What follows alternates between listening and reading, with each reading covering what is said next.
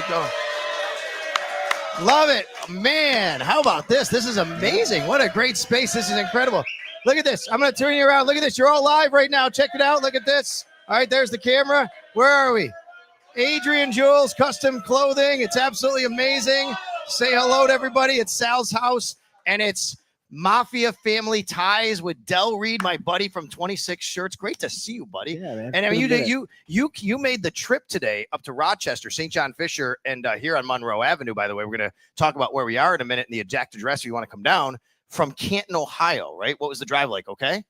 Long, yeah, that's all right. But you made it. Hey, listen, you bad. made it up here, and for good reason. We're going to tell everybody we are at Adrian Jules Custom Clothing, 2937. I know that says it right on the big door right there. 2937 Monroe Avenue here in Rochester. Very, very close to St. John Fisher University, where the Buffalo Bills have training camp, of course. And we're out here talking Bills training camp, and we're going to be having a few extra guests as well. Dell is here with me. We got Greg Connors of Connors and Ferris going to be stopping by. He's, of course, the presenting sponsor of training camp. We got my buddy Thad Brown of WROC TV in Rochester.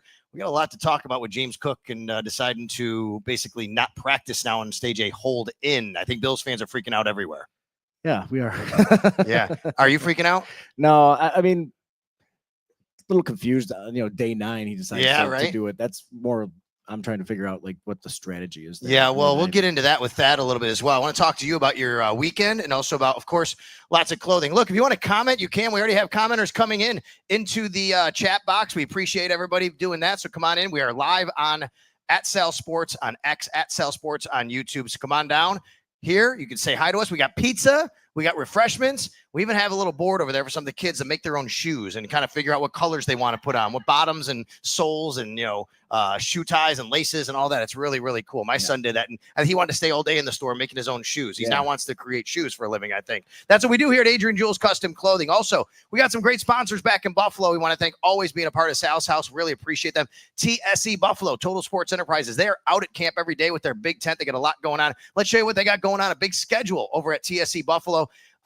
Patriots weekend. That's October 3rd and 4th is one of their big shows. They're going to be having going on. Chiefs weekend, November 1st. Buccaneers weekend, Bengals weekend, all home weekends. TSE Buffalo, TSEbuffalo.com is where you go for that. Want to thank Herbal IQ, a New York State licensed dispensary. Check them out. 6300 Transit Road in Depew. Absolutely beautiful space. New building they have going on out there. Sports City Pizza Pub. Now look, we got great pizza here. Who provided the pizza here? Johnny V. Who provided? Who is it?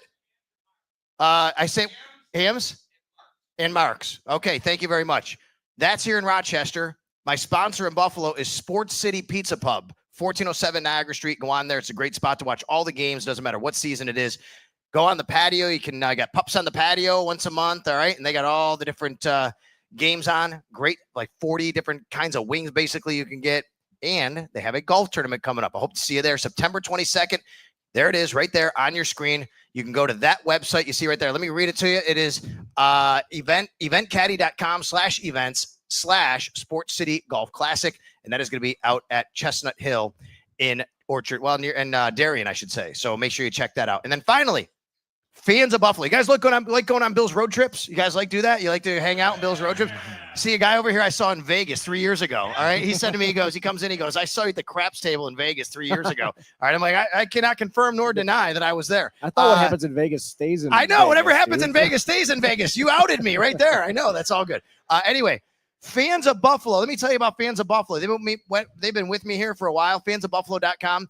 They are your ultimate sports travel package. I mean, if you want to go to a road trip this year, folks, whether you want to go to New York, Miami, Atlanta, Carolina, Pittsburgh, Cleveland, it doesn't matter. If you go to fansofbuffalo.com, they're going to set you up with a chartered flight, ticket to the game, hotel room, transportation from the hotel to the game, tailgate. You don't have to worry about a darn thing.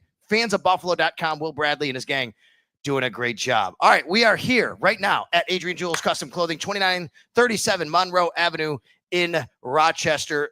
Reid, you had a great weekend. Tell everybody about your Canton experience and being inducted into the Hall of Fame Association. Close. Okay. Pro Football's Ultimate Fan Association. Pro Football's Ultimate Fan Association. What did that entail? How did you become a member? So I was drafted by Joni, Mama J, and Ken Johnson. Pinto Ron. A lot of other great Bills fans are in there as well. And that was back in January. Shorty McBills. I don't know if you're familiar with Dan McMahon. He's in it as well. It's an amazing group of fans across all teams, and it's all about just repping your team, encouraging sportsmanship, and supporting charity. And I was drafted back in January. I had the opportunity to be what they call a PV, a potential veteran, for the past 4 days. And then last night they do a vote, and they decide if you're in the organization or not, and I made it. That's amazing. Great. Congratulations. Great job by you. You had been to the Pro Football Hall of Fame before, right? Oh, yeah, several times. Okay, so what do you think about the Pro Football Hall of Fame? How cool is that, and what's your experience like there?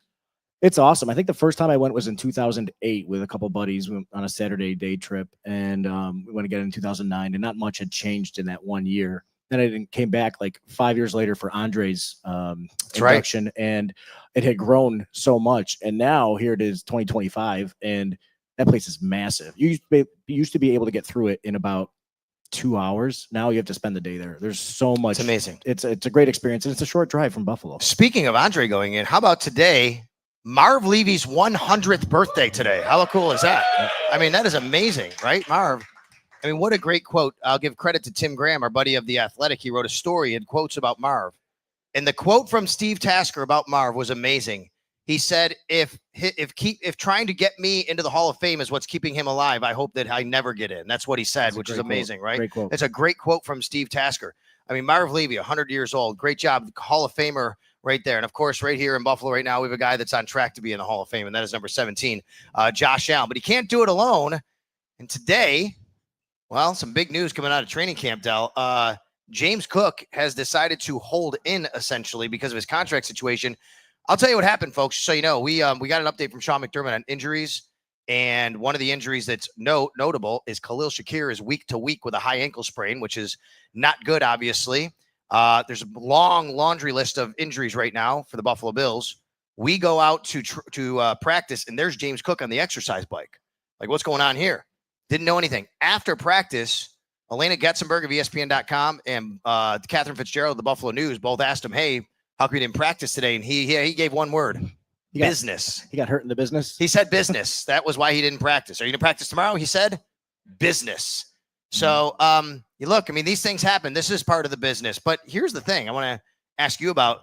You've gone back a long ways. We've had a lot of different trials and tribulations. This is a new one for Brandon Beane, though, right? I mean, what's it like kind of seeing this? How worried are you as a Bills fan for this being a distraction? A little bit, at least. I don't know how long it's going to last because, like I said a moment ago, he waited till day 9 to start. So maybe he's going to have it over with by day 10 or 11. Who knows? But yeah, I don't know. It's congratulations to HBO, right? Yeah, they got another storyline. You guys going to watch Hard Knocks Tuesday night? Hard Knocks going to be fun, right? Yep. So they got to watch it next week or whatever it is in the second or third week that they have it. It'll probably be all about James Cook and his holding and everything. Yep. Yeah, it's frustrating as a fan. You know, we have no control over these things, and obviously, players they deserve to get paid for the work they put in. But a general manager also has to put in work when it comes to managing the salary cap. So there's a lot of moving parts, and there's salaries that are coming up in the next year, 2 years as well, more than just, what James Cook has going on. So I don't envy Brandon Beane when it comes to having to manage that situation, but they're going to need to figure it out, whether it's, James continuing his career in Buffalo or somewhere else. Yeah, and he's going to be a free agent at the end of the year unless the Bills decide to put the franchise tag on him or transition tag or something like that. Khalil Shakir, obviously week to week, that's not a good situation. Wide receivers are a little bit banged up. We got a couple of young guys here. You might have to play wide receiver for the Bills in practice next week, okay? Young lady and young man right here. You might have to get your helmet on and go out there and play, all right? Is that a Ray Davis jersey? We love Ray. Ray is great. All right, Ray, we love Ray. He's great. She's got a Ray Davis jersey there. This guy's there. Oh, yeah, there you go. We got a Josh Allen jersey right here. We got some really awesome fans coming over. Keon Coleman being represented over here, no doubt. All right, so speaking of jerseys, speaking of clothing, of course, we're Adrian Jules. I got to tell you, folks, I had to wear it. This is a shacket made for me by Johnny V and the fine people at Adrian Jules. Check it out. I love it. I put this thing down in Italy when I was there for 10 days, and I took a nice picture and said, all right, rocking the shacket from Adrian Jules over in Italy. I love it. They do a great job here. You are a man who knows about clothing. I know nothing about making clothes. I know nothing about even screen printing T-shirts. You know all about that. That's what you do. Did you ever think you'd be printing T-shirts and selling clothing? No, that was not in the plans whatsoever. Also, real quick, I never heard of shackets until I know. now. Until I love it. A shacket. I love a good, what is that, a malaprop or whatever they call it? I When don't they jam know. two words together. I love that. That's awesome. It's like jorts, like jean shorts, right? They call them jorts, right? Yeah, But I prefer a shacket over short. We don't want to talk about it. That's right. There you go. So, I mean, tell me about what it's like. What's the process like? So someone says, I have an idea for you for a shirt for 26 shirts. What's the process like? So obviously we develop a lot of stuff in house. We do take suggestions, from fans or anybody who has an idea. We want to involve everybody in the process. Some of the ideas are good. Yeah. Some, we table those, but we have an amazing design team with Josh and Leanne at the office. We also work with freelancers around Buffalo as well too. So we'll, sketch something up and, proof it and decide as a team if we're going to move forward with it. And then we actually don't print the shirts ourselves. We have an awesome print press partner in Positive Approach on Fargo, right off of Niagara, on the west side. And Joe over there does an amazing job. So, we'll we'll put it online. We'll sell, pre-sell it. At the end of the 2 weeks, we will send the order off to Joe. And about a week and a half later, we get the shirts back. We count them in and we ship them out. So we do everything from concept to fulfillment. It's just that one tiny giant part of the printing that we actually give to someone else. And of course, if people don't know, Del and a few other people, Brian, right? Yeah. I always say his name wrong. Bray, right? Yeah, Bree and Leslie. Yeah. Bree and Leslie. And Leslie Wiley, they were all the three originators of the term, essentially, Bills Mafia. And you guys did something special with Adam Schefter in Buffalo not too long ago. What was it? How was it? First of all, it was super surreal. I'll start with that. The Bills put together this great event, it was called Made, which I thought was kind of a funny, play on the whole Mafia thing. And they had Stevie Johnson and Adam Schefter and myself come up on stage and kind of like talk about the whole genesis of, how it happened, like how a few of us, Bree, Leslie, myself, it all started with Bree's hashtag Schefter Breaking News, hashtag that he created. How we ended up getting blocked by Adam on Twitter and always felt like a little bit of an overreaction. And so I created this like tongue-in-cheek term, like just the Bills Mafia, just to describe ourselves. Just a joke. Wasn't trying to name the fan base or anything like that. And it just went viral and other fans started using it, the media, players, and then eventually the Bills adopted it as the name of the fan base in 2020. It's amazing. Schefter came back then. You guys did a big event with him. Yeah, that was wild too. I had never met him before. And well, you never met Adam until that event? Yeah. I didn't know that. He did unblock me several years later. Thanks. Shout out to Sean, my buddy on Twitter, who like petitioned him to unblock me. So I got that. But so I got to meet a very warm guy, very nice, friendly. So we signed a Mafia Means Family hat and we gave it over to him. And then it was kind of cool. Like a month later, he's doing some spot on ESPN, and you know how they carefully curate like their backgrounds when they're doing those talking headshots, and he had the hat like right over his shoulder. That was really cool. I love that. I love that. But we are at over 1,500 live viewers online right now. So hi, everybody out there. If you're watching, we got a lot of people here as well. And is Greg here yet? Did Greg show up? We got Greg Connors with my man, Greg Connors. Come on and sit down next to us. We want to bring Greg Connors. Connors and Ferris, the presenting sponsor here at training camp. Come on, and we're going to give them this this mic here. Okay. You can sit down. Let me turn you down there. There you go, buddy. How are you, man? Fantastic. It's good to see you. Oh, you know what? Let me hold on. I think we just clipped the mic there. There we go. All right, good job. Sorry about that. You doing good? Oh, come on, you did intentionally. No, I didn't mean to do that. Not for the people here. People at home didn't hear that. All right, so Connors and Ferris, how long have you been the presenting sponsor at training camp? This is our 14th year. Pretty cool. Tell me how it all came together. So actually, it goes back to Jim Kelly. Really? Yeah, Jim. We opened an office up in Buffalo. Move over here, buddy. And Jim said to me, he said, you got to get with the Bills. And we then had discussions with them, Bruce Popko, myself, and Neil McMullen and Russ Brandon at the time. And it worked for us. It was a great partnership. You know, we're Buffalo Rochester as well. And so having camp here, Pete Goelli brought camp to Rochester 20 some odd years ago. Now he's back here as well. So it's been a great partnership for us. No doubt about it. And what's the coolest part of camp? When you go into a camp, you see your name everywhere, Connors and Ferris. That's cool.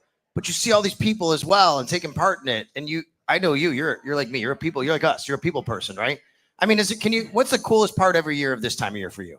Well, for me, going into camp, being a partner for as long as it is, it's like family. It's like you show up, you see the same people year after year. And then watching the energy of the crowd, watching the Bills Mafia and what they bring to the stands and to the players, that to me, as an old football guy, there's nothing better than having the energy of the fans. And so having them so close, having them participating so much in terms of the watching it, and it's a practice. I mean, this is practice, and you have that. That gets me excited watching it. No doubt about it. The open practice, you weren't there Friday night. No, I wasn't able to make that. I mean, you've gone to those before. I don't know if you were there Friday night. I was. 40,000 people showed up. How cool is that? Yeah, it was insane. It was awesome. It was amazing. Just tell me a couple of guys you really got to know and love over the years. You say it goes all the way back to Jim Kelly. What was it like back then? What was it like in the 2000s during the drought? What is it like now? The difference, the interaction, the players. Oh, well, and I know I see a bunch of guys here. I see that camp all the time. Back in the day, there was no tickets. Right. You just showed up. There wasn't even somebody counting to see how many people were there. We were out on, East Ave waving people to come into camp. Yes. Back in the day, and now with Josh and the energy and Coach McDermott and Brandon Bean, they really have captured the spirit and the intensity of what the Bills family and the Bills Mafia is all about. Some of my favorite guys, like LaShawn McCoy, he would always come over and talk with us, and he always had an opportunity, and he always had a big smile, and he would always sign, and that was great. My favorite story from camp from all these years is actually DeMar Hamlin. Okay. DeMar came in from Pittsburgh, was a little known. Nobody really knew who he was when he came into camp, but he always would come over and sign autographs. And he was a really kind of quiet, shy guy. And through camp, nobody knew who he was. And I had to look up on the program, who is this guy? Right. But he always would engage. He would always talk. Super nice guy. And then all of a sudden, everything changed. Michael Hyde got hurt. He got on the field. Yeah. And then everything changed in his life and a lot of our lives in Cincinnati. And became this international superstar, but he's still the same person. That's right. He still comes by. He still says hello. He still gives you the hug. He still asks her what he's doing. And that's really what Bills football in Western New York and the Bills Mafia is all about. And so DeMar is kind of like that guy who kind of, to me, embodies what when Dell and everybody stood up back in the day. That's what the Bills Mafia is all about. And then what do you... Have you had any interactions, anything with DeMar ever since the incident, anything like that? Have you ever got a chance to talk to him, meet him? Yeah. Actually, I got to meet him when the Bills select somebody for Fan of the Year. They have in December they have like an award ceremony for like a bunch of different things where they do a salute to service award for the players and everything. So it was kind of weird. Chrissy and I went there and we went through the whole dinner and they had us go up there and speak and everything. And then afterwards, just Chrissy really wanted to meet DeMar. We go over there and it was kind of weird. Like he knew who I was.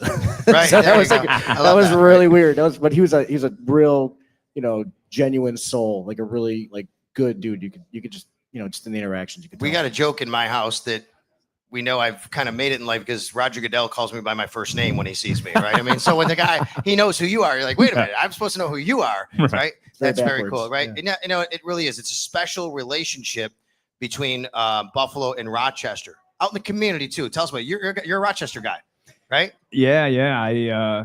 I was born just south of Rochester in a big city called Hornell, New York. Yeah. Anybody here know what Hornell is? Any Hornell? I mean, come on. All right. There you go. All right. That's southern tier. There's more cows than there are people down there. Listen, so I will tell you this. I went to Syracuse from 1991 to 1995, and it was Super Bowl years, right? Yeah. So I mean, it was rocking at Syracuse for Bills fans. But I will also tell you that people told me, well, until they got good, it was really a lot of Giants, a lot of Jets, there's Steelers. What was it like in Rochester growing up for you? Was it always Bills, or was it came really prominent when they got good? Yeah, actually, growing up in the 70s and 80s, there were as many Miami Dolphins fans as there were Bills fans. Really? Because of the 90-mile rule. So there'd be blackouts. And then the only game they would show would be the Dolphins, and it would be the Giants. They never showed the Jets. And so there were so many Dolphins fans because you had the 70s and the undefeated season. And so there was a lot of Dolphins fans in Rochester. There still is. The Dolphins fans now are the kids of the fathers who were Dolphins fans from the 70s. And you know where else that's true is Canada. Canada has a ton of Dolphins fans, and people say it's because they were on TV every week. Yeah. They were on TV every week. They couldn't get the Bills games. Yeah. And that's what it was. And, now, and then, and then we had, after Jim and the team, then we had, that guy from New England who just seemed to own us for a little bit. Yep. And there's so many Patriots fans around, but Josh has kind of galvanized and brought back, all the other strays in Western New York that went to either the Dolphins or the Patriots. And Dell with the Bills Mafia really has kind of galvanized the country now, the nation. There's nothing like traveling to an away game and going and tailgating, and there's parties and there's just the Bills Mafia everywhere. I was just saying, one of my big sponsors is Fans of Buffalo. Go to see them at fansofbuffalo.com. They take care of all that stuff. And I will tell I've seen you at away games, right? And I've seen your friends at away games and people you hang out with. We've all hung out and said hi, and it's an amazing time. What is one of your favorite away cities to go to watch a Bills game? I'll ask both of you. Oh, well, for me, it's Miami. I mean, there's nothing like going to Miami. Right. One is because what I love about that game is that there's so many Bills fans there. It's like a home game for us. Yes. And we compete with it. We want to show up down there because we want to make sure that the Dolphins know we own them. And that is a great great game to go to. That's right. However, my new favorite NFL city, though, is Vegas. Really? Oh, my gosh. Vegas, the Super Bowl, that's my favorite Super Bowl city of all the Why? ones. What made it special? Because it's Vegas? Well, the game is always it. Yeah. But, you have so many options in terms of shows and concerts. We went to U2 on Friday night. We went to the Sphere? At the Sphere. I'm a big U2 fan. Went to Bruno Mars. I've seen U2 5 times in 4 different cities, and I never saw him at the Sphere. Oh, it completely will change your perspective of concerts. That's amazing. It was phenomenal. But then what is it like with all those NFL fans there in Vegas? It's a newer NFL city. Well, the thing about Vegas is that there's so many people just go there as visitors that there's everybody. They just want to be there. Yeah. We just want to, it's just fun. It's just great people watching. It's the best people watching. So Vegas. I think I saw you in Seattle. Yeah, we were at the Seattle. Game. You were in Seattle last year, right? Yeah. We saw each other. That was Seattle. my first time ever in Seattle. Okay. That stadium was interesting. I do think they pipe in music, by the way. They pipe in the noise. Ooh. Yeah, I do think they pipe in the noise. They always say they're louder than us. Yeah. It's not. I don't think they really are. No. They really aren't. And with our new stadium, it's going to be amazing. Great segue. I want to talk about the new stadium, but give me one of your favorite NFL cities you visited to go watch the Bills. I'll give you 2 real quick. Cincinnati, because I have family there, so I always get to catch up with them. Okay. And then I got to echo, what Greg said, the Las Vegas scene. I got a chance to go to that Super Bowl as well. Yeah. And I told my wife, they should have every Super Bowl here. Obviously they're not going to, but it's like there is so much to do. And then you get to Sunday, there's a game. I forgot about that. We got to go to the game. So, I would say probably selfishly Cincinnati, and then Vegas is probably. I think I've seen you in Nashville. Right? I've been to Nashville. I've never been actually to a Titans game. Okay, I thought I didn't. What about maybe Indy? I thought we saw each other at a couple of spots over the years. Maybe it was Cincy, actually. Was it Jacksonville? Could have been maybe Jacksonville as well. Maybe Jacksonville as well. But there's a lot of great spots. I'll tell you, Miami's amazing because if you ever go to a Dolphins-Bills game, A1A, elbow room, across from South Beach. Oh, yeah. And it's just packed with these Bills fans. Oh. And the best thing, one of the coolest things in the world, my experience, I get to travel on the team plane. I'm on the team bus, right? And I'm very fortunate as a media member because I'm part of the radio broadcast crew. And when the Bills would stay at a certain hotel on A1A, on Saturday when we land, they intentionally drive that way down A1A where all the Bills fans are. Right. And these Bills fans come out of, it is lined for 1.5 miles down. They're honestly, they're half naked and drunk. It's just crazy. It's giving me the goosebumps just thinking about it. I know. And they're out there with their Bills flags. It's crazy. I imagine that's what it's like when the Beatles came to town, to be quite honest with you, right? That's what I think about. It is an amazing scene. And then you go to the game, and let's be honest. I'm not kidding. I'm not saying this to put down Dolphins fans. It is a put down of Dolphins fans. There are more Bills fans at those games than Dolphins fans. Yeah. Right? I talked to some of the 90s guys who said, Sal, we would call it Buffalo South because we would love playing there. There's so many Bills fans there. Right. It's an amazing time, right? Yeah, it's fantastic. And then they go down there this year. Carolina, Atlanta, going to be some fun games this year. Houston on a Thursday night. All right, new stadium. Have you seen it? Have you been in it? Have you gotten a tour of it? The actual stadium, no. I just locked in at the Stadium Experience a couple weeks ago. Okay, so you haven't been inside the stadium. Site, no. The media gets tours. I haven't been to one in a while. We're going to talk to Thad Brown a little while. He's here. See if he's been in there. I did take one early on. I haven't been there. It's going to be amazing, guys. Yeah. It's amazing. Are you keeping up with it? So I am. I was supposed to go on a tour in June, and work got in the way of fun. I couldn't make it. I took a rain check, so I'm going to have to call that in after training camp.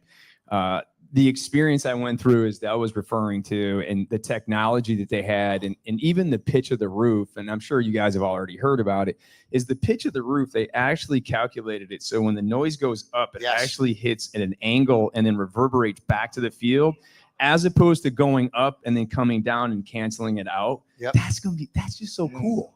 It's That is amazing. so cool. They literally did take into account everything. Everything. There are certain spots of the stadium where it's angled, where the wind will hit it off the lake, where they actually designed it a little differently than another part of the stadium. Yeah. Because the wind hits it from that spot differently to make sure that it doesn't get too windy inside the stadium. So the way the stadium works now, in case people are, we got a lot of people here, so I want to explain it. When it hits like a cereal bowl, it hits and it goes down, it swirls, right? The new stadium comes out of the ground, it's not down low, and they have what they call wind confusion. There's literally this 3-prong mesh that when the wind hits the stadium, it's going to go through these mesh, and that's going to kind of dissipate before it gets to the field. Right. So you won't feel the wind as much on the field. And the crazy, people have talked to me a lot about the new stadium and the experience that's going to happen. And I always tell them the 300, the upper level, will probably be one of the best fan experiences in the NFL. That's right. Because you're still going to have the theater of Western New York, whether it be snow or rain, in front of you, but you're underneath.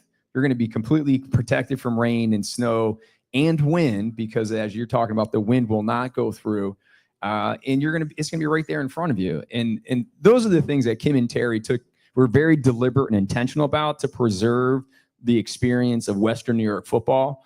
And it's a really exciting time to be a Bills fan. No doubt. 2026 is going to be opening, and you're going to your stadium experience soon. Oh, I've gone through You've it. gone now. through it. Yeah. Right? Did you? And you're going. You're Section 151. There you go. I love it. I love it. That's going to be awesome. It's going to be a great time.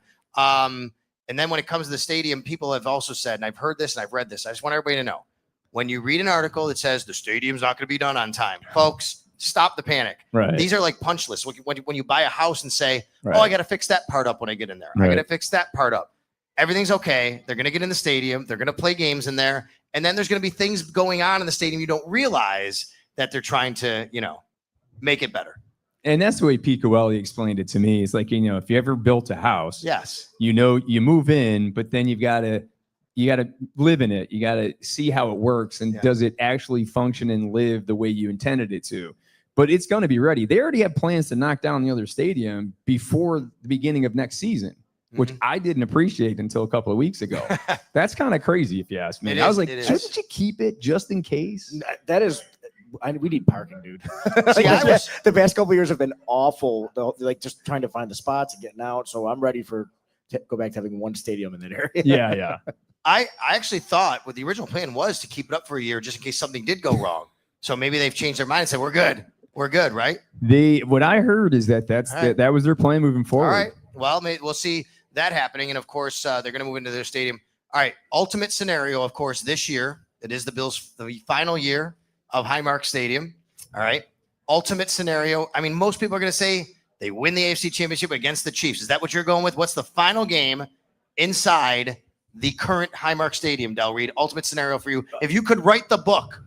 First of all, I don't care if they transport in the 0-16 Browns from 10 years ago, or the Bills got to play them. I don't care who they play. I just want to win that AFC Championship. But yeah, that would be perfect, right? Another 51-3. Wouldn't it be great? I just got goosebumps thinking about it. Yeah. Wouldn't it be amazing for that final half of that final game in that stadium just to be celebrating? It'd be amazing. That's the perfect scenario. Who here? Anybody here go to the 51-3 game? AFC. You were there. I was there. I was a senior in high school when it happened. You were there. I was there. All right. I love it. Freezing. And I will tell you, it was. Yeah. Oh my God. I know, right? So I'll tell you a couple of things about that game. People don't know. So the Raiders had Bo Jackson, and Bo was amazing. One of the most amazing athlete I've ever seen. And the week before that, Bo gets hurt against the Bengals, but no one knows he's not playing in the game, right? They hadn't ruled out. He just got hurt. So we were actually in line. This is before Ticketmaster and all that. You're in line. I camped out overnight at the stadium to get tickets, and we're in line, and people were chanting, Bo, don't know snow. Bo, don't know snow, right? Because Bo knows everything. Right. So then at that point, again, I'm a senior in high school, and everybody's in line at the stadium. We're waiting to get tickets. We're waiting for the ticket office to open at 8:00. It's a school day, okay? But all the cameras are there for all the news stations. There's all these Bills fans. Well, even as a young Sal Capaccio, there was never a camera I didn't like to be in front of. Okay, so the news is out there, and I'm like, yeah, interview me, right? So they come over with the cameras and they're interviewing me. What do you? I'm like, I can't wait. Let's go. We're going to go to the Super Bowl and all that. I get in, I get my ticket. I buy like 6 tickets for me and my friends. They all gave me money. I'm carrying all this cash around me, right? Getting all money. I go back to school that day, Cleveland Hill High School, Cheektowaga. I'm late, a couple hours late. I'm in my probably math class or something. Call comes in on the phone. Principal? Dr. Dempsey, the principal wants to see you. I'm like, okay. I have no idea what's going on. I'm a pretty good kid. I don't get in trouble, right? I go down. Just like Max. Right. Exactly, right? He brings me into his office. Swear there's a true story. And I'm like, that's pretty cool, actually. Brings me in his office, and he says, he shuts the door, and he goes, did you get good seats? All your teachers saw you on TV. Next time, don't make it so freaking obvious. He goes, but man, I'm jealous that you're going to the game. It was really cool. My principal said that. Then during the game, they're up 41-3 at halftime, Greg. And he's right.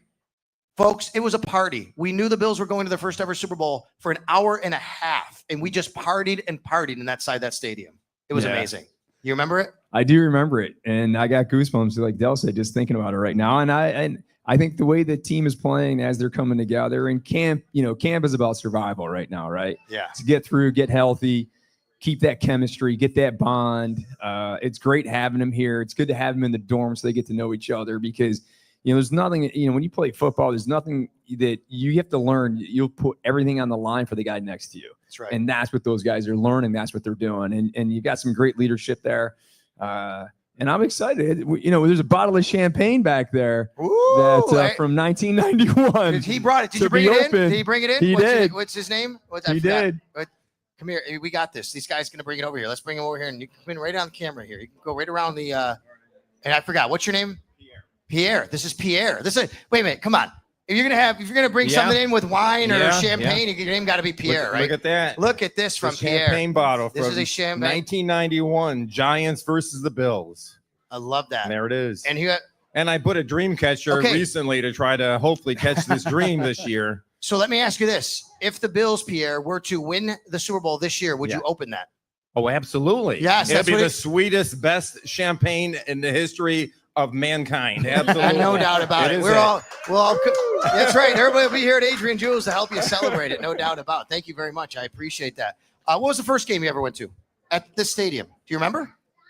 The first game I ever went to, I was a guest. It was a birthday party, and my buddy was a Dallas Cowboys fan. Oh. And so his family brought 5 or 6 of us to the stadium. And I was a Bills fan, and that was my first game. Yeah.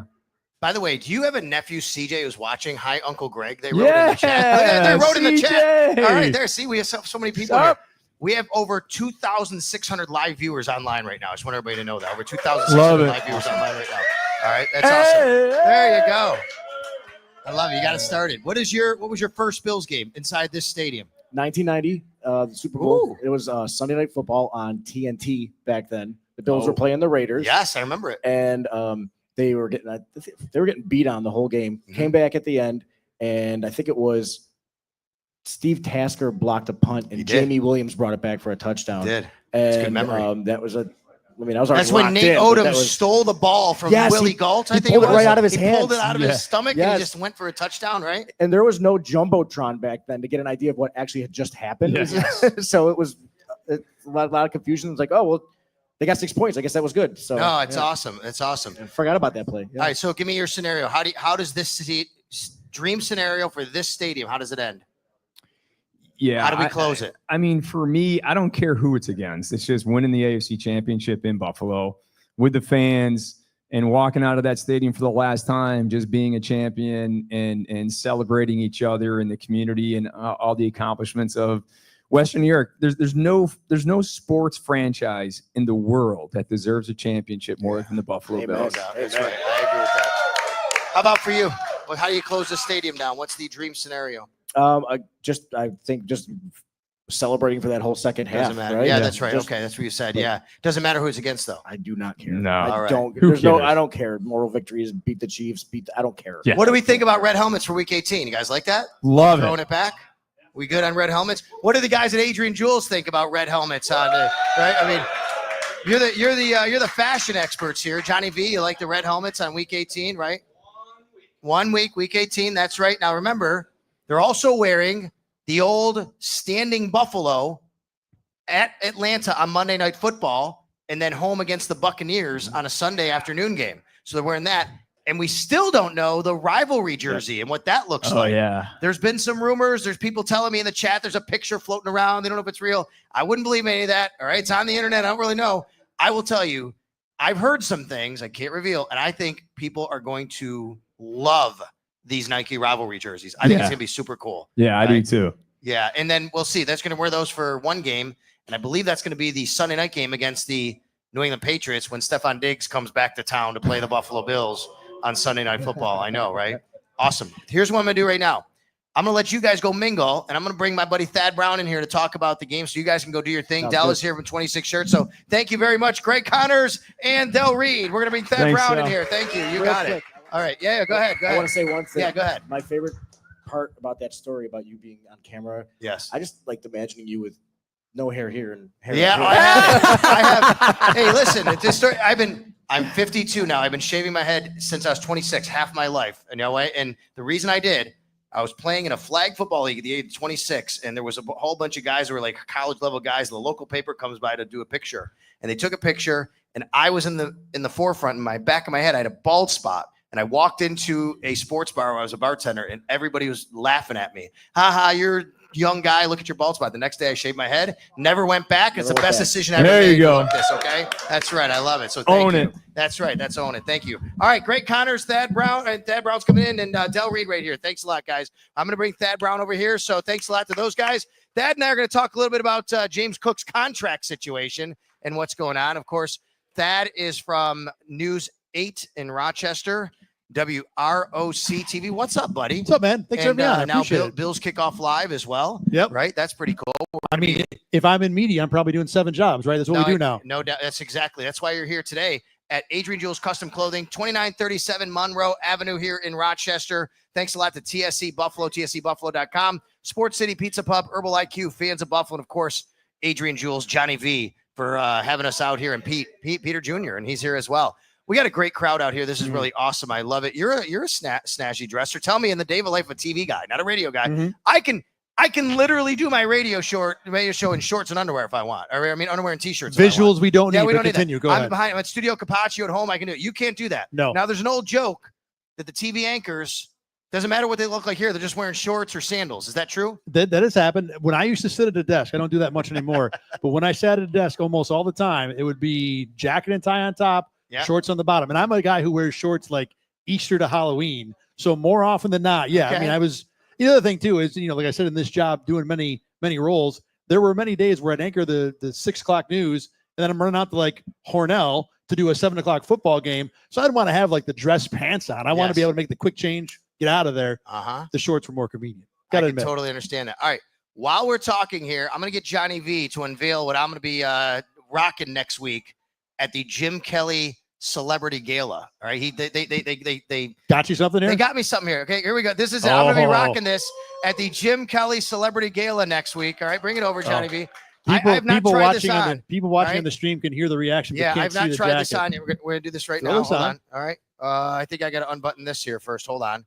All right. Thank you, Johnny V. Working the forearms too much, huh? I know, right? This is what's getting rocked at the Jim Kelly Celebrity Gala next week, and then it's the Jim Kelly Golf Classic on Monday. There we go, folks. I'll be rocking this at the Jim Kelly Gala next week. I love it. Thanks to Adrian Jules Custom Clothing, my man, Johnny V, right here. All right, this is your man. Come on and say hi right here to everybody, Johnny. Come on and say hi to everybody. Jump in. There you go. You could talk in the mic. Sales gonna be looking good. I mean, like Johnny. You know what John said to me though? He's like, "Look, I'm gonna make you this jacket, but you can't wear it all the time because it's too memorable." Someone's like, "You wore that the last time I saw you, right?" It's got to be something that you get in and you get out, right? So thank you, Johnny. I appreciate it. Bring that up to your mouth. They'll remember it. I love it, buddy. Look at you got it. You got it. Oh my gosh, where is it? What is it? Oh yeah, put it. I don't know. Right here. There it is. Oh, it's got my name. That's my signature on the. That's awesome. I know. That's what we do here at Adrian Jules. That's what they do. Thank you very much, Johnny V. You're welcome. Yeah, I love it. You don't miss an Adrian Jules, man. No, Anybody lives in Rochester will tell you that. All right, thank you, Thad. On the heels of that, thank you, Thad Brown. Like I said, so what goes into what you decide to wear on TV? Do you try to go divvy it up every week? You have like 5 different suits you wear on anchoring 6 and 11, or how does it work? Well, lately it's been practicality first. So sometimes it'll be the same suit for an entire week because then I don't have to bring something new in every single day.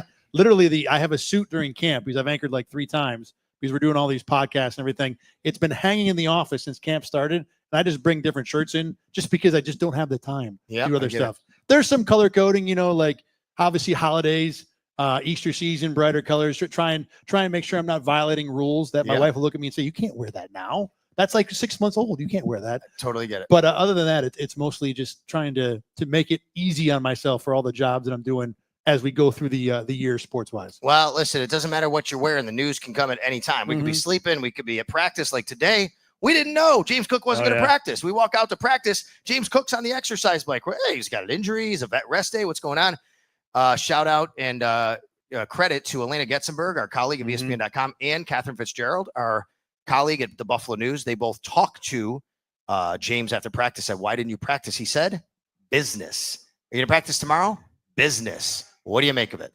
First of all, it was a big surprise because what he has done since this became a thing, which was, basically the end of the last year, has done everything right. He showed up for minicamp, participated. He answered all the questions mostly the right way. In a way, he talked about responsibility to teammates, wanting to win a Super Bowl, wanting to be there to do the right thing. He shows up for camp, participates the first day. They go into pads. He's still on the field. He's taking carries between the tackles during camp, in a spot where you would think he needs to preserve the body to make sure you cash that check that's going to be coming from someone no matter what.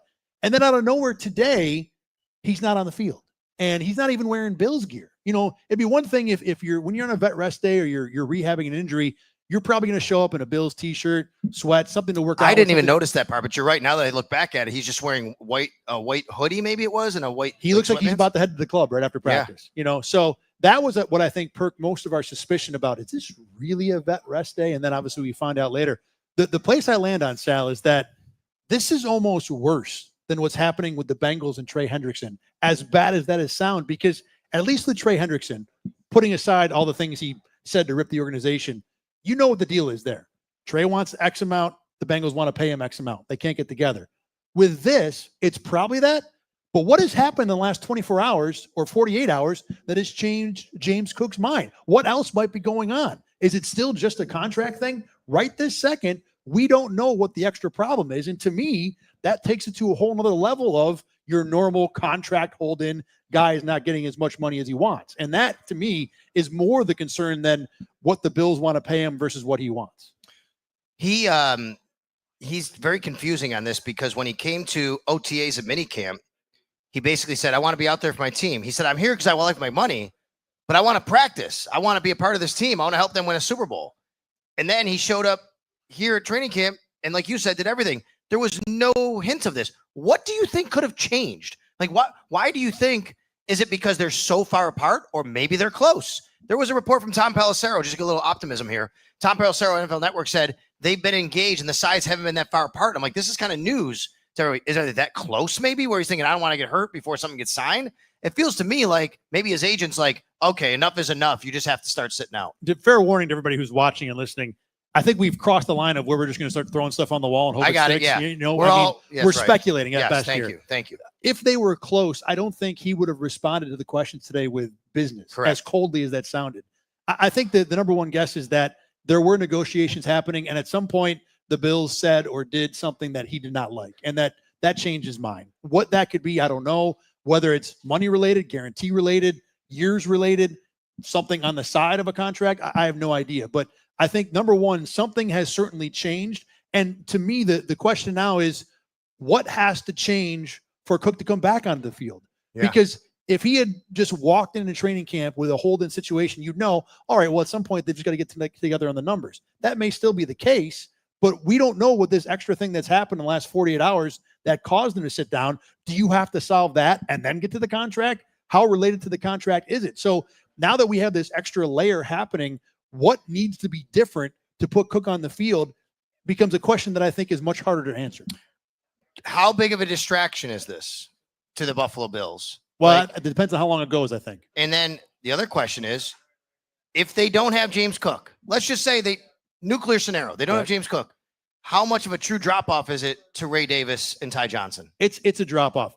12 months ago, I would have said it's not a drop-off. I would have said that the offensive line is so good, and that's what carries this offensive line, that It doesn't matter. You can take a back like Ray Davis, who's pretty talented in his own right, and you'll still be fine. The James Cook we saw last year was tougher, smarter, and a better runner. You take that guy away, and there will be a drop-off. Now, look, when you play the Jets or the Patriots, you're probably fine. But week 1 at home against Baltimore, James Cook versus Ray Davis could easily be the difference. So there will be a hit there if there's no James Cook on the field. I don't know what the level is. Over the course of a season, the Bills would probably be fine. We'll wait and see where Ray Davis is in December to see what kind of an impact it would be in the playoffs. But you can't take James Cook out and put what the Bills have in right now. And that depth chart is good. Ray Davis and Ty Johnson are a solid 2-3 when you want to look at depth situations in the backfield around NFL. But James Cook is a good player and the top 10 running back right now. You take him out, there will be something lost. We do know that Khalil Shakir will not be available for the next several weeks. Could be maybe in jeopardy for week 1 based on week to week from Sean McDermott, based on high ankle sprain. A lot of times those things are 6 weeks. Let's hope he's back in time. How much does that impact the wide receiver core, especially with Curtis Samuel already dealing with his hamstring injury? I mean, Caden Prather, I know he's deep on the depth chart, but he's a guy that you would need to fill in his roster depth, and he's also been injured. Elijah Moore just came back as well. The funny thing is you look at the camp all-stars, the Christian Wilkersons, the Steven Gosnells, the guys who we would talk about, hey, they've had a great camp, but they're not going to make the team.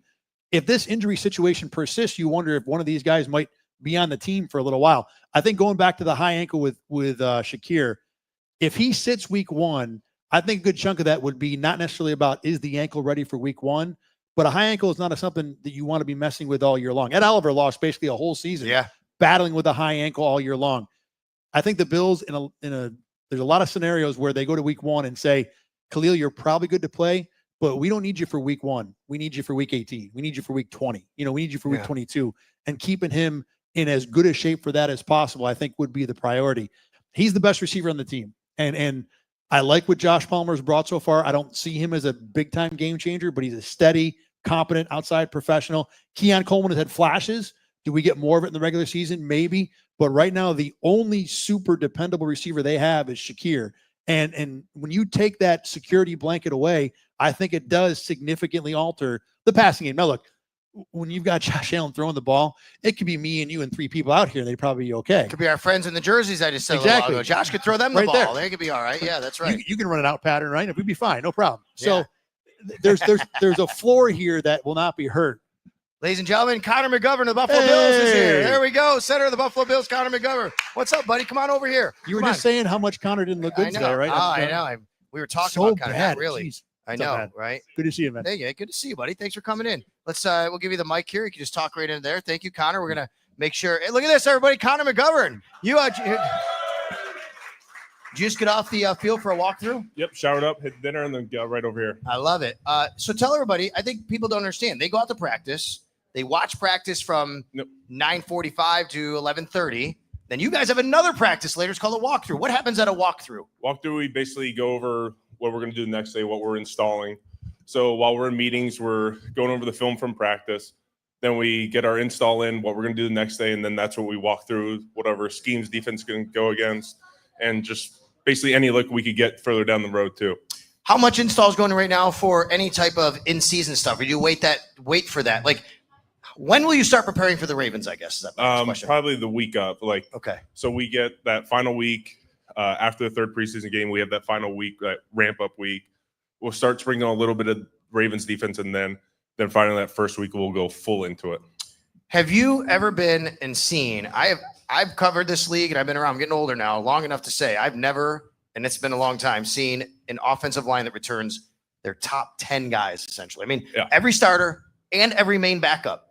How much does that help you? Take us into that, the meeting room, how different it is knowing everybody's here, your same coaching staff, your same OC, your same quarterback, and all your guys. It's crazy. So this is my 7th year in the league, and I've never had the same offensive line the same year, like just 5 guys, let alone everyone, all depth, everything. That just speaks to just the chemistry in our room, like just knowing how guys are going to move with each other, and it allows Cromer and then a lot of the older vets to really teach the younger guys.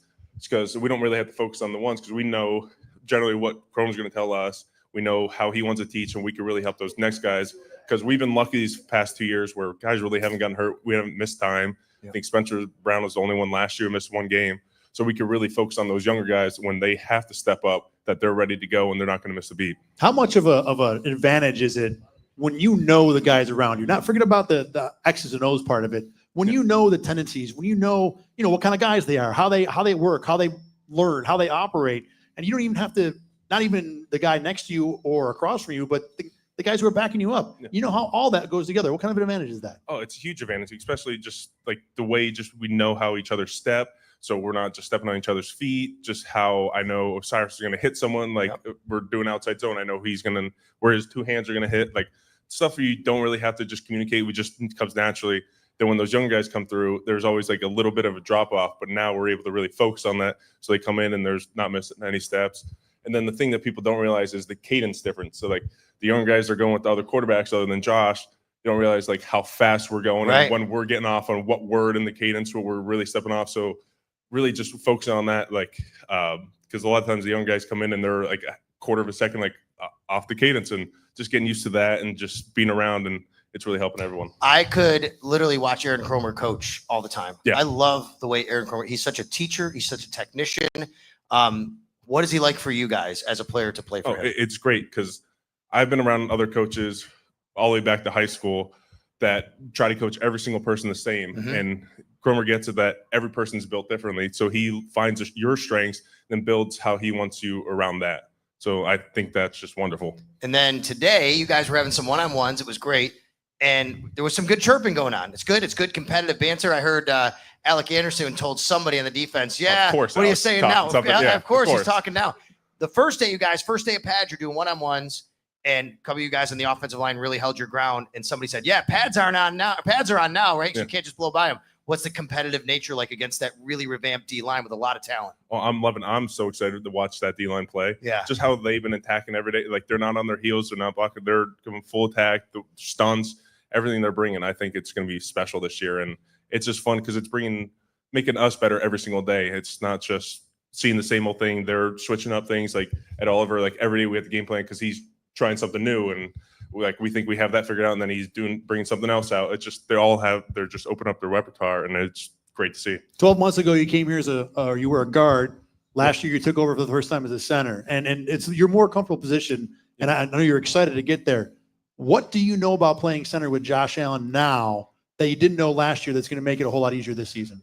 Just how much he can really just take over the offense, like what he sees from the game. Like there'll be times like we'll be seeing pressure to the right, and I'm calling put the slide that way, and he's like, no, I want the slide to go the other way because he wants to feel hot off the way, just because he wants to scramble or do something else. Just the way he sees the game is very interesting, and now just I trust everything he says. So like last year, like try to fight back a little bit, like, no, do you want to do this, do that? No, just whatever Josh says, that's the final word. We have somebody, by the way, ladies and gentlemen, we're close to 3,400 live viewers online right now. Thank you. Close to 3,400. And one of them, we got Bill Nick in the chat box says, need the Conor extension ASAP. A lot of people talking about the fact that you are in the last year of your contract. Just kind of take us in there about wanting to be in Buffalo, how all that's going to work for you. Oh, yeah. Doing an extension now, that would be great. Like that would make things so much easier. We had talks at the beginning of the offseason. They got tabled, but I still have a year left in the contract, and that's all I'm really worried about now. So at the end of the year, we'll play that out. And you'd love to be here still? Oh, I'd love to be here. What is that like? As much as you can answer, to be – this is your profession. This is your job of, moving. And the way it works economically is you have to negotiate your own contract. Yep. When you're in that last year and you know what's coming down the road, what is it like to live inside of that, knowing that this is on the horizon for you? Yeah. Luckily, I've been through this process before. Yep. So back in Dallas, in my fourth year, I knew that free agency was coming and I would probably be going somewhere else. So it's just kind of like every week you go out, like you always want to put out good film, but you're also doing it for all the 31 other teams out there who might need offensive linemen. You don't know what's going to happen, but God forbid, I hope I'm here next year. That's awesome. Conor McGovern, thanks for coming by. Of course. I'm going to let you walk around and say hi to some people. You got people who want to say hi to you. Thank you. And of course, by the way, real quick, give Conor the mic. What do you think about the awesome clothing here? Right? This is amazing, awesome, right? Here. I'm excited. You could like go around and go, I'm gonna wear that to Miami, that to Atlanta, that to Charlotte, right? I don't dress up too much, but I could see myself in a lot of this clothes. I love it. Well, go do it. You got it, no doubt. Thanks, Ben. Conor McGovern right there, Buffalo Bills center. Before we wrap here, Thad, I want to get into real quick on the defense. One guy I want to talk about. Speaking of a snazzy dresser, Matt Milano. I think. Who's a Matt Milano fan here? We got Matt Milano fans here? Right. All right. Matt Milano, he is looking great, I think, right now, this part of camp. He has really had, I mean, just the thing with Matt Milano that I always loved was his ability to get lateral, to get side to side, get to the sideline, make plays. And you've seen that more than once, him taking away swing passes, going outside to stop runs. He had an interception, a couple days ago where he was dropping back off of a short zone into a deeper zone to make a play. These are Matt Milano circuit all-pro level plays. And to get that back after a couple years of battling injury and really not being able to see him beyond the field consistently, I'm very excited for that. But the thing I'm most excited about, when the Bills brought Terrell Bernard up to be a starter, my thought was, wow, you've got Matt Milano and like Matt Milano 2.0, and they've never really had a chance to play with each other. Right. Both of those guys healthy for an extended period of time. I'd love to see what they can do. No doubt. Thad, tell everybody about where they can watch you, all the things you got going on, and you and I are going to be together a lot this year as well on Bills Kickoff Live. So we've got a brand new digital channel. You can download it on Apple Plus, Roku, Fire Stick. It's called Rochester First. Okay. I do the end game Monday and Thursday for an hour. It's basically a sports podcast. And then 5 days a week, Bills Camp Day recap. Every time there's a practice at Fisher, we have a recap of it, talking about everything that happened, news, thoughts. That's on your screen. You can find it if you download the channel right now. Plus Thad Brown 7, X, Instagram, TikTok, a million things. Like I said, we do 1,000 hats here. And then Del, come on back in here. I just want Del to give a plug for everything he's doing and got going on out there. Thanks a lot, Del. Yeah, no, thanks for letting me be a part of this. It's great. Yeah, just 26shirts.com. We're helping a new family every Monday. We got something launching tomorrow, something finishing up tonight. Awesome. I love that. As always, Greg, right? come on As over. always. Want to thank Greg for coming out here tonight. Greg Connors, you can hand him the mic there because I got you. He is he's a man. Tell everybody about training camp and once again the final week of Connors and Ferris Buffalo Bills training camp. Well, first of all, Sal, thank you for being you. No, right? thank You you, bring buddy. the energy, you bring the enthusiasm. Thank you, buddy. You Yeah. bring all of us together. You're part of the Bills Mafia, and this is a great. And Thad is always the one. Thad and I have been friends for a long time, and so I'd be the worst owner in the NFL because I think like a football player. And then Thad and I talk, and then Thad always sets me straight about the reality of the circumstance. I love that. I could GM for you all day. Yeah, exactly. That would be my GM definitely. But That's amazing. But what a great place, what a great facility here. Adrian Jules, if you ever walk a line and need some fashion, this is definitely a place to be. 3,500 live viewers tonight. Thank you so much. Thank you to TSC Buffalo, Sports City Pizza Pub, Herbal IQ, fans of Buffalo, and of course, everybody here at Adrian Jules, Peter, Johnny V, got the jacket. We got Bills training camp tomorrow. We got you. We got Colin back there producing. Thank you so much for watching here once again.